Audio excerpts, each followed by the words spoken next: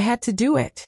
I stood there, watching the sheer panic on his face as the thing he'd drawn, this hideous, sentient, walking pile of internet nonsense, took its first shuddering breath, and all I could think was, he deserves this. He thought he could steal a whole concept, a livelihood, a future, and just get away with it? Not on my watch. But here's the thing, the monstrous, ridiculous creature that was now destroying his custom-built animation studio wasn't just a consequence. It was a literal, physical manifestation of everything he tried to take from me. I gave him the cursed prompt, I showed him how to execute the technique, and I knew what the risk was. So tell me, was I wrong for setting a thief on fire with his own stolen lighter? Especially when the lighter turned into a flesh-eating meme. Was I the bad guy for letting the brain rot he tried to steal consume him whole?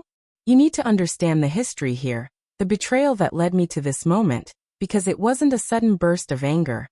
It was a slow, agonizing process of watching my greatest idea get pilfered by the man I once called my partner. His name is Ethan. We met in college, bonding over late-night animation experiments, and a shared obsession with turning niche internet culture into captivating visual narratives. We were, for lack of a better term, the future of the weird side of YouTube. The idea, the core concept that everything hinges on, was Steal a Brainrot. It wasn't just a drawing challenge. It was an immersive, psychological role-playing game where the artist would draw something based on a highly specific, nonsensical, yet deeply trending piece of internet media, a brainrot. And that drawing would then influence the physical world around them in small, unsettling ways. I spent 3 years developing the rules, the lore, the proprietary drawing techniques that made the animation style instantly recognizable. I created the character, the narrative voice, everything. Ethan was the tech guy. He handled the rigging, the complex digital effects, the final render. We were a team. My creativity, his execution. We were a sensation. The growth was explosive. We hit milestones faster than anyone expected. The channel was our baby, our shared future, but I was the one who conceived it, the one who fed it. The cracks started appearing when the money did. When we signed the first big brand deal, Ethan started getting territorial. He'd criticize my creative choices in front of the production team, subtly imply that my part was the easy one, the idea factory, while he was the one who did the real work. The worst part was the way he started talking about the core concept, the brainrot part. He kept saying it was too restrictive, that he could expand it, make it better, make it his. I ignored it at first, chalked it up to creative tension. But then I found the hidden files. He was working on a parallel project, using the exact animation style we'd developed together, the exact narrative structure, but with a different host. It was a thinly veiled ripoff of Steal a Brainrot, down to the font on the title card. When I confronted him, he didn't even have the decency to look ashamed. He just shrugged, leaning back in his expensive office chair, and said, "It's just an idea, man. Ideas are free. Besides, I did all the heavy lifting on the back end. This is my execution." He claimed he was only preparing for the inevitable, that my ideas would eventually dry up, and he needed a backup plan. That conversation was the end of our partnership, though neither of us realized it then. He was preparing a betrayal, and I was unknowingly preparing my retribution. We tried to salvage the main channel for a few more months, but the trust was gone. Every conversation was a power struggle. He'd delay my renders, forget to upload assets, and generally make my life a living hell until I agreed to sign over a larger percentage of the IP. I refused. That's when he did the unthinkable. He locked me out of the main YouTube account, changed the passwords, and slapped his own face on the channel banner. He claimed I had violated the initial agreement by not providing sufficient and timely content, a clause he had quietly slipped into the contract that his lawyer, not mine, drafted months earlier. He took everything, the channel, the concepts, the momentum, and the entire fanbase we had built together. He renamed it slightly, just enough to skirt a direct copyright claim, and started uploading his solo version of the show. It was a disaster, creatively, but the audience was still there, loyal to the format, even if they were confused by the sudden change in host. He was making a killing on my concept. I was left with a shell of a career and a burning desire for justice. That's where the secret drawing technique comes in. See, the original idea wasn't just about drawing something funny. It was based on an obscure, almost mystical belief I had stumbled upon in some ancient digital art forums. The idea was that if a person put enough genuine emotion, specifically resentment and righteous fury, into the drawing process, the brain rot they were drawing wouldn't just be a funny meme. It would become a low-level, self-aware entity. A digital tulpa, if you will, capable of subtly affecting the physical world of the creator. It was always meant to be a fun, harmless bit of channel lore. But after the betrayal, I started taking the concept seriously. I refined the technique. I channeled every ounce of my rage into one specific, highly complex drawing prompt. One that I knew would unleash something truly awful. And I needed him to draw it. But how? I contacted him under the guise of trying to reconcile. I told him I regretted the falling out and wanted to send him one last, epic drawing prompt for him to try on his new show. A sort of peace offering. He, being the greedy narcissist he is, immediately agreed. He saw it as me finally capitulating and handing him the last, best piece of my intellectual property. The prompt I sent was simple on the surface.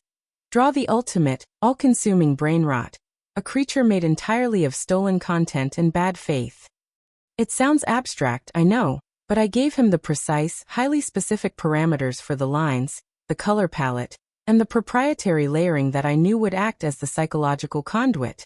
He followed the instructions perfectly, of course, because he thought he was getting the scoop of the century. He even started a live stream, promoting it as the final collaboration between us, basking in the confusion and outrage of the comments section. He began the drawing, and I watched the stream, a cold knot of satisfaction in my stomach. I saw the change in his eyes halfway through. The drawing wasn't just lines on a screen. It was absorbing his attention, his focus, his very life force. As the final layer was rendered, a strange, guttural sound began to emanate from his speakers. Not from the game, but from the air around him.